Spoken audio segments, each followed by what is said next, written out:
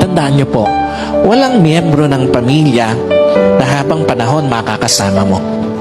Walang asawa na habang panahon makakasama mo. Walang magulang na habang panahon makakasama mo. Walang anak na habang panahon makakasama mo. And at the same time, wala din namang kapatid na habang panahon makakasama mo. Meron lang itinakdang panahon ang Diyos para makasama sila sa buhay mo.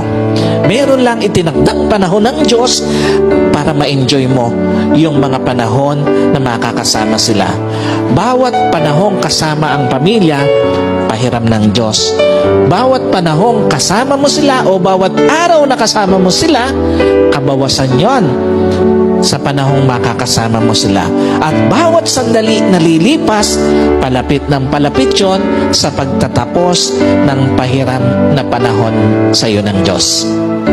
Kaya hindi dapat sinasayang panahon para sa pamilya, lalo na sa pagtataniman ng sama ng loob, lalo na sa pagkakait ng pagpapatawad, at lalong-lalo na sa paggagawa ng yaman.